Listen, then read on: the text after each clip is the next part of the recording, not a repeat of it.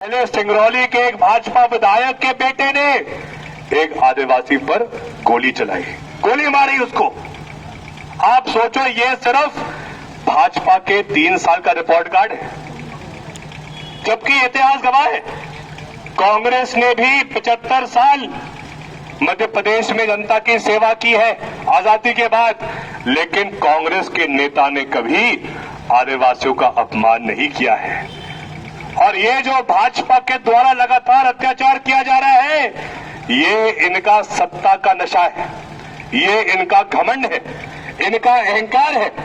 इनको लगता है कुछ भी कर लो, पैसों के बल पे सरकार बना लेंगे। लेकिन इस बार तो बात कुछ और है।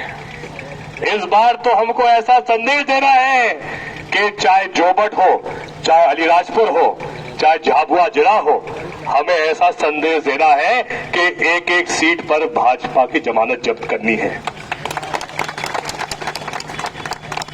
आखिर गलती क्या थी कमलनाथ जी की? हम तो दावे के साथ कह सकते हैं कि जो सरकार 15 महीने कमलनाथ जी की थी, 15 महीने में कमलनाथ जी ने वो काम करके दिखाया था जो भाजपा के लोग 15 साल में नहीं कर पाए थे। हमने शुरुआत की थी कर्ज माफी की। शुरुआत उन किसानों के साथ हुई थी जिनका कर्जा था 50,000 से कम। उसके बाद 2020 फरवरी में कर्ज माफी का दूसरा चरण प्रारंभ हुआ था, जिसमें हमने वो किसान लिए थे जिनका कर्जा था 50,000 और 1 लाख के बीच में। लेकिन उसके 1 महीने बाद सिंधिया जी बिक गए, बड़ा सौदा किया 35 करोड़ रुपए का। सरकार हमारी नहीं बच पाई। लेकिन अगर भाजपा की नीयत साफ होती तो जो शेष कर्ज माफी थी ये लोग पूरी कर सकते थे, लेकिन इनकी नीयत साफ नहीं थी। या फिर हम बात करें बिजली के बिलों के बारे में, 100 रुपए 100 यूनिट बिजली के बिल कमलनाथ जी के सरकार में मिल रहे थे, नहीं मिल रहे थे? आप सब मुझे बताइए। लगभग 90% परिवारों को बिजली के बिल कांग्रेस सरकार के दौरान 100 रुपए 100 यूनिट मिल रहे थे। और आज बिजली के बिल क्या आ रहे हैं आप सब मेरे से बेहतर जानते हैं। लेकिन आप चिंता मत करो, अब सिर्फ 3 महीने रह गए हैं। अगर सरकार वापस 3 महीने बाद कांग्रेस की बनती है तो बिजली के बिल 100 रुपए 100 यूनिट तो मिलेंगे। लेकिन उससे बेहतर हमने इस बार एक और घोषणा की कमलनाथ जी ने कि पहले 100 यूनिट बिजली के हर परिवार को मुफ्त दिए जाएंगे और अगले 100 यूनिट भी आपको आधी दर पे दिए जाएंगे। लेकिन सिर्फ यही नहीं, कमलनाथ जी ने इस बार घोषणा की है कि हर किसान को 5 HP के बिल तक निःशुल्क बिजली दी जाएगी खेती के लिए, निःशुल्क। ये एक ऐतिहासिक कदम है जिसके द्वारा हर व्यक्ति को लाभ मिलेगा, हर परिवार को लाभ मिलेगा।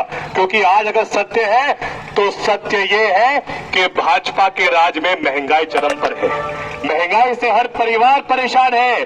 और ये भाजपा के लोग कहते थे, आपको याद है 2014 में और उसके पहले जब सरकार कांग्रेस की थी, मनमोहन सिंह जी प्रधानमंत्री थे, कांतिलाल भूरिया जी केंद्र मंत्री थे, कमलनाथ जी केंद्र मंत्री थे।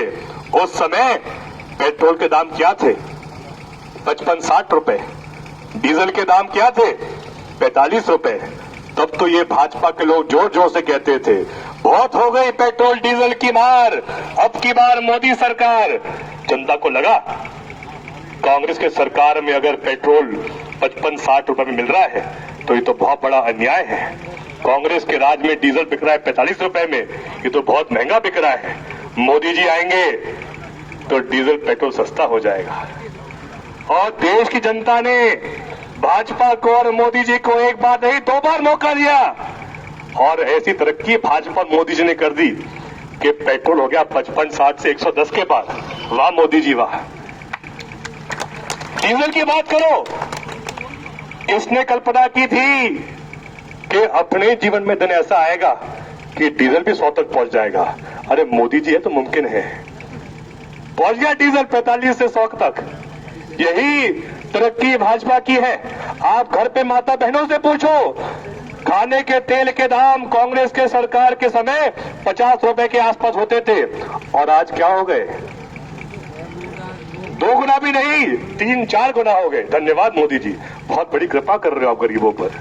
लेकिन जब भाजपा के नेता गांव में आएंगे और जनता उनसे पूछेगी कि आप तो बहुत बड़ी बड़ी बातें करते थे, महंगाई कम हो जाएगी। तो भाजपा के नेता कहेंगे अरे महंगाई की बात मत करो, देश खतरे में है। नहीं तो कहेंगे अरे धर्म खतरे में है। लेकिन आपको पता है ना तो देश खतरे में है ना धर्म खतरे में है। अगर खतरे में है तो देश का संविधान खतरे में है। इन लोगों ने हर प्रकार से अति कर दी है। और अब जैसा कि हमारे पूर्व वक्ता कह रहे थे, शिवराज सिंह चौहान जी को मुख्यमंत्री के रूप में 18 साल हो चुके हैं, लेकिन अभी तक कभी भी इन्होंने बहनों की उनको याद नहीं आती थी। जब उनको लगा कि जमीन फिसल रही है पैरों के नीचे से तो लाडली बहनें याद आ गई। पहले कहा कि 1000 रुपए हर बहन को मिलेंगे, फिर पलट गए, अलग अलग शर्तें आ गई। अगर किसी बहन की आयु 23 वर्ष से कम की है तो उनको लाभ नहीं मिलेगा। कोई माता जिनकी आयु 60 वर्ष से ऊपर की है उनको भी लाभ नहीं मिलेगा।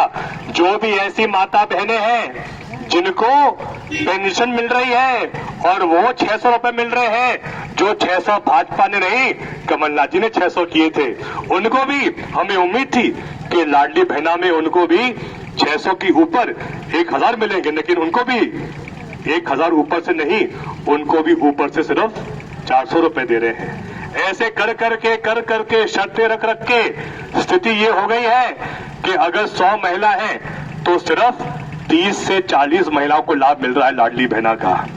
लेकिन आप चिंता मत करो, कमलनाथ जी का वादा है 3 महीने बाद पूरे मध्य प्रदेश में कांग्रेस की सरकार नारी सम्मान योजना लाएगी, जिस योजना के अंतर्गत हर माता हर बहन, चाहे उस बहन की उम्र 18, 19, 20, 21, 22 वर्ष की हो, चाहे उस माता की उम्र 60 वर्ष से ऊपर हो, 70 हो, 80 हो, कांग्रेस की सरकार हर माता हर बहन को 1000 नहीं 1500 रुपए हर महीने देगी। और उसमें आप एक और बात सुन लेना, जो ऐसी माता बहनें हैं जिनको पहले से 600 रुपए मिल रहे हैं, उनको भी सिर्फ 600 के ऊपर 400 नहीं, 900 नहीं, 600 के ऊपर कांग्रेस सरकार 1500 रुपए एक एक माता एक एक बहन को देगी। ये हमारा वादा है। लेकिन कांग्रेस की नारी सम्मान योजना सिर्फ 1500 रुपए तक सीमित नहीं है, हमारी तो 2 in 1 की योजना है। 1500 रुपए के साथ साथ कांग्रेस की सरकार, कमलनाथ जी की सरकार रसोई गैस की टंकी भाजपा के 1200 में नहीं, कांग्रेस के 500 रुपए में देगी। ये भी हमारा आप सबको वादा है। बहनों की बात तो हो गई शिवराज सिंह जी, लेकिन जो लाडले जवाई हैं उनका क्या होगा? उनको तो आप भूल ही गए।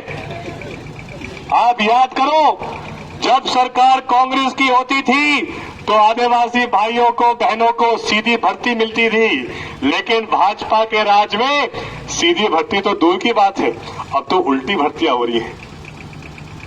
जैसा विक्रांत भाई और पूर्व वक्ता कह रहे थे कि एक एक सरकारी पद के लिए रेट तैयार है, 15 लाख रुपए दे दो, पटवारी का पद पालो। जबकि जब सरकार कांग्रेस की होती थी सीधी भर्तियां भी होती थी, परीक्षाएं भी होती थी, लेकिन जो व्यक्ति योग्य था उनको नौकरी मिलती थी, उनको सरकारी पद मिलता था। लेकिन भाजपा के राज में जो अयोग्य बच्चा है लेकिन जो अमीर परिवार से है, उनकी लगातार भर्तियां हो रही है। जैसा हमारे पूर्व वक्ता कह रहे थे, जो प्रथम 10 स्थान थे पटवारियों के परीक्षा के, उनमें से 7 एक ही केंद्र के थे, और वो केंद्र किसका था?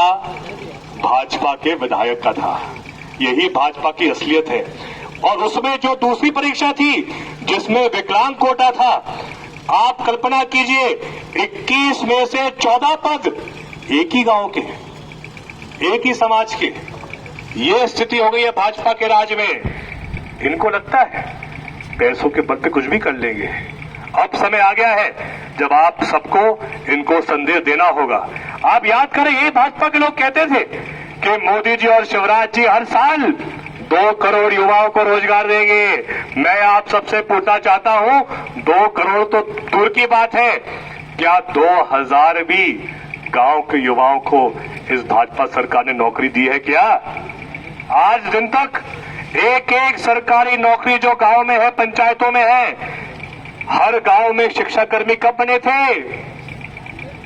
हर गांव में शिक्षाकर्मी कब बने थे? जब सरकार कांग्रेस की थी, जब मुख्यमंत्री दिग्विजय सिंह जी थे, उस समय गांव का बेटा को सरकारी नौकरी मिली थी।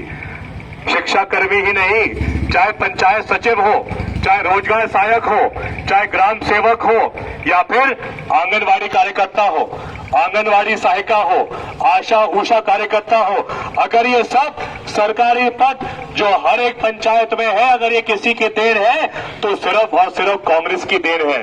भाजपा की सरकार ने अभी तक एक भी सरकारी नौकरी हमारे शिक्षित युवाओं को नहीं दी है। लेकिन हमारा वादा है, एक बार अगर इस बार कांग्रेस को पूरे 5 साल का मौका मिल जाए तो पुनः हम हर पंचायत में, हर गांव में नए सरकारी पद देंगे, ताकि जो हमारा शिक्षित युवा गांव का है, जो हमारा शिक्षित आदिवासी युवा है, वो आत्मनिर्भर हो, उसको सरकारी पद मिले, सरकारी नौकरियां मिले। आप सबसे मेरी प्रार्थना है कि हमको जो संघर्ष विक्रांत भाई ने किया है, जो संघर्ष रामू भाई ने किया है, जो संघर्ष इनके अनेकों और यात्रियों ने किया है, ये सिर्फ आदिवासियों की आवाज बुलंद करने के लिए किया है।